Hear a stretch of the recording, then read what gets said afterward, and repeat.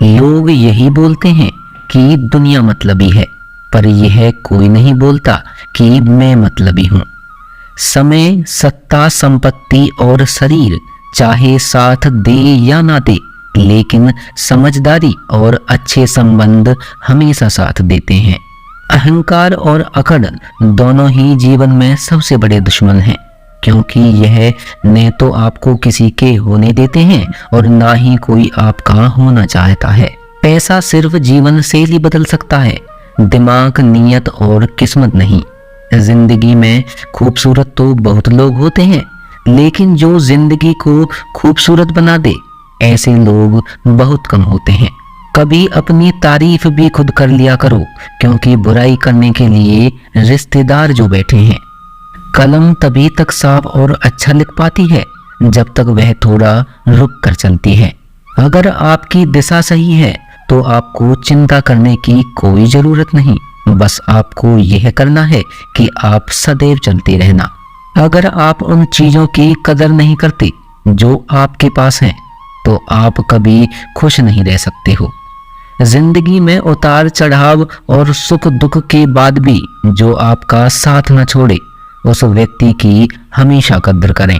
इंसान वह बन सकता है जो बनने का सपना देखता है। हम क्या करते हैं यह जरूरी नहीं, पर जो भी काम करते हैं वह सच्चे मन और दिल से करना चाहिए। दिल में अगर संतोष होना तो जहां भी जाओगे खुशी होगी, लेकिन अगर दिल में संतोष नहीं तो कभी भी खुश नहीं रह सकते। दूसरों की बुराई ढूंढने से कोई लाभ नहीं, क्योंकि अगर आप दूसरों की बुराइयां ढूंढोगे तो उनकी अच्छाई आपको कभी दिखाई ही नहीं देगी। श्री कृष्ण कहते हैं, अपमान का बदला लड़ाई करके नहीं, सामने वाले से अधिक सफल होकर लिया जाता है। बुरा करने का ख्याल आए तो कल पर डालो, अच्छा करने का ख्याल आए तो आज ही कर डालो। परिवर्तन ही संसार का नियम है। एक पल में ही आप राजा से रंक बन सकते हैं या फकीर। पृथ्वी भी स्थिर नहीं है, यह घूमती रहती है। आए दिन खत्म होने के बाद रात आती है, बहुत गर्मी के बाद बारिश होती है। ये बातें पुष्टि करती हैं कि परिवर्तनशीलता संसार का नियम है। इसलिए उन बातों और वस्तुओं के लिए दुखी होने की आवश्यकता नहीं जो निश्चित ही नहीं। परिवर्तन स्वीकार करना आपको हर कठिन परिस्थिति में खुश रहने की शक्ति देता है। जीवन एक बड़ा सफर है। आपको हर किसी को जवाब देने और हर चीज पर प्रतिक्रिया करने की जरूरत नहीं। यदि समय तुम्हारा इंतजार नहीं करता तो तुम सही समय का इंतजार क्यों करते हो? स्मरण रहे, जो समय चल रहा है वही तुम्हारे लिए बेहतर है। जीवन में संकट आने पर निराश होने की आवश्यकता नहीं है, उनसे नफरत करने की भी जरूरत नहीं है, क्योंकि कठिनाइयों के कारण हम मजबूत होते हैं। कठिनाइयां हमें जीना सिखाती हैं। इसके अलावा हमारी हिम्मत और आत्मविश्वास को बढ़ाती हैं। हमारे अंदर छिपी हुई ताकत और क्षमताओं को प्रदर्शित करने के लिए यह एक अच्छा मौका देती हैं। संसार का समाधान इस बात पर निर्भर करता है कि हमारा सलाहकार कौन है। यह बहुत महत्वपूर्ण है, क्योंकि दुर्योधन शकुनी से सलाह देता था और अर्जुन श्री कृष्ण से। शंका का कोई इलाज नहीं, चरित्र का कोई प्रमाण नहीं, मान से अच्छा कोई साधन नहीं और शब्द से तीखा कोई बाण नहीं। ऊंचा उठना है तो अपने अंदर के अहंकार को निकालकर स्वयं को हल्का कर लीजिए, क्योंकि ऊंचा वही उठता है जो हल्का होता है। इच्छाओं का कभी अंत नहीं होता। अगर आपकी एक इच्छा पूरी होती है तो दूसरी इच्छा तुरंत जन्म लेती है। कोई नहीं देगा तेरा साथ यहाँ, तुझे लड़ना भी खुद है और संभलना भी खुद है। अहंकार और संस्कार में फर्क है। अहंकार दूसरों को झुकाकर खुश होता है और संस्कार स्वयं झुककर खुश होता है। बीता हुआ कल जीवन को समझने का एक अच्छा मौका है और आने वाला कल जीवन को जीने का एक दूसरा मौका है। हर किसी की मित्रता के पीछे कोई ना कोई कारण छिपा होता है। यह सबसे बड़ा सत्य है और यह सत्य हकीकत भी है। वक्त से पहले मिली चीजें अपना मूल्य खो देती हैं और वक्त के बाद मिली चीजें अपना महत्व। इस दुनिया में जहां लोग थोड़ी सी मुश्किलों से हार मान लेते हैं, वहां अगर आप थोड़ी सी हिम्मत करेंगे तो जीत आपकी होगी। मुझे तेरे हाथों की लकीरों पर नहीं, बल्कि हाथ की लकीरों को बनाने वाले पर भरोसा है। हमारे जीवन में जो कुछ होता है उसका कारण हम खुद हैं। हम अपनी परिस्थितियों के लिए खुद जिम्मेदार होते हैं। यह बात मानना थोड़ा मुश्किल है, पर यही सत्य है। अगर आप मौके की तलाश में हो तो आप गलत हो, क्योंकि मौका मिलता नहीं, बनाना पड़ता है। आवाज ऊंची हो तो लोग सुनते हैं, लेकिन बात ऊंची हो तो सब लोग सुनते हैं। जो हुआ अच्छे के लिए हुआ, जो हो रहा है वह भी अच्छे के लिए हो रहा है, और जो होगा वह भी अच्छे के लिए ही होगा। आप जिसकी वजह से निराश हैं उसे भूल जाइए। वर्तमान में अगर कुछ आपको बहुत दुख दे रहा है तो उसके पीछे निश्चित ही बहुत अच्छा कारण छुपा हुआ है। इसलिए न भविष्य न ही पिछले बीते हुए समय के बारे में सोचिए। आपके पास वर्तमान है, उसका आनंद उठाइए।